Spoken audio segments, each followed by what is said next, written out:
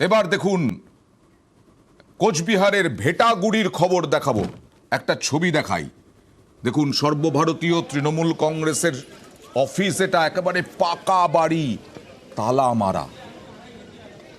না না, 1 ঘন্টা 2 ঘন্টার জন্য নয়, এটা খুলতেই পারছে না তৃণমূল এই অফিস, কারণ বিজেপির দাপটে।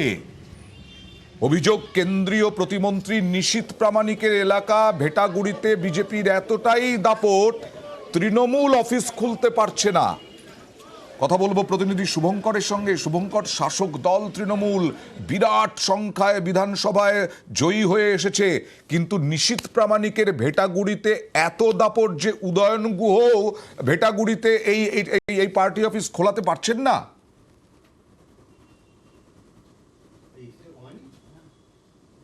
একদমই অয়নদা, এই কেন্দ্রীয় প্রতিমন্ত্রী নিশীথ প্রামাণিকের বাড়ি ভেটাগুড়ি, এখানে একটি নয় দুটি পার্টি অফিস।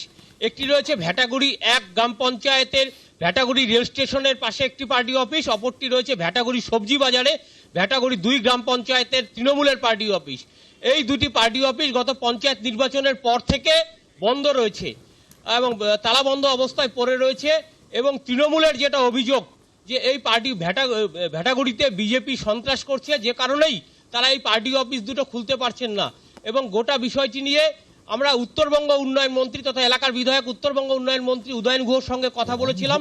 তিনি যেটা জানিয়েছেন যে আমাদের কর্মীরা সেই ভেটাগুড়ি পার্টি অফিসে গিয়েছিল, সেদিন তাদের উপর হামলা হয়, যার ফলে পার্টি অফিসগুলি খোলা সম্ভব হয়নি। ওকে, উদয়ন গুহ কি বলছেন একবার দেখাবো শুভঙ্কর, তারপরে আসবো তোমার কাছে। মানে দেখা গেছে যারা পার্টি অফিসে গিয়ে বসেছিল তারা আক্রান্ত হয়েছিল, স্বাভাবিকভাবেই তাদের মধ্যে একটা সন্ত্রাসের বাতাবরণ তৈরি হয়। এবার আমরা এই মাসে পার্টি অফিস খুলব এবং আগাম চ্যালেঞ্জ দিয়ে খুলব যে কারো যদি দম থাকে, সে যত বড় নেতাই হোক আর যত বড় পদেই থাকুক, আইন শৃঙ্খলার একদম চরম অবনতি ঘটে, তার জন্য দায়ী থাকবে কেন্দ্রীয় সরকারের মন্ত্রীরা এবং বিজেপির জেলা নেতারা। শুভঙ্কর, যে হুঁশিয়ারি দিলেন উদয়ন গুহ, ব্যাপক হুঁশিয়ারি, বিস্ফোরক হুঁশিয়ারি, এবং নাম না করে পুরো নিশীথ প্রামাণিককে চ্যালেঞ্জ দিলেন, তার মানে তো একটা অশান্তির বাতাবরণের ইঙ্গিত পাওয়াই যাচ্ছে।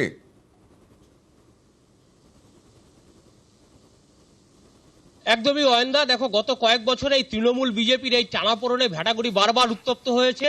এবং উত্তরবঙ্গ উন্নয়ন মন্ত্রী উদয়ন গুহ যে হুঁশিয়ারি দিয়েছেন ডিসেম্বরের শেষ দিকে, অর্থাৎ 28-29 তারিখ নাগাদ তিনি এবং তৃণমূলের নেতা কর্মীরা মিলে ওই দুটো পার্টি অফিসে খুলতে যাবেন।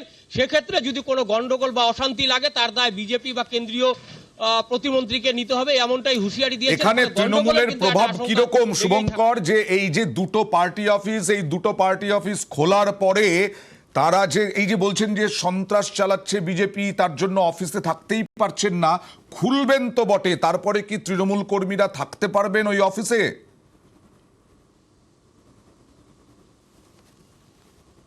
হ্যাঁ দেখো অয়নদা, এই যে ভেটাগুড়ির যে দুটো গ্রাম পঞ্চায়েত আছে ভেটাগুড়ি 1 এবং 2, বরাবরই এই দুটো গ্রাম পঞ্চায়েতে নিশীথ প্রামাণিকের দাপট রয়েছে এবং নিশীথের অনুগামীদের দাপট রয়েছে। এবং বরাবরই যেটা দেখা যায় যে এর আগেও আমরা দেখেছি যে এই এলাকায় তৃণমূলের চাইতে বিজেপি অনেকটাই বেশি শক্তিশালী, যার ফলে গত বিধানসভা নির্বাচনে এই ভেটাগুড়ির দুটো গ্রাম পঞ্চায়েতেই তৃণমূলের তুলনায় বিজেপির ফল ভালো হয়েছিল।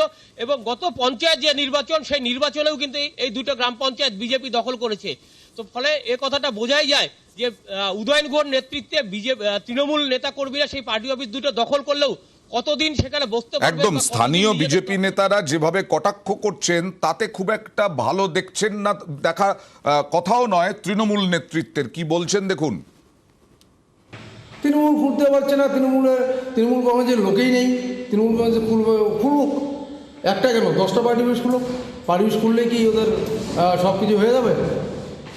দোকান খুললে হবে না, খরিদ্দারটাও লাগবে।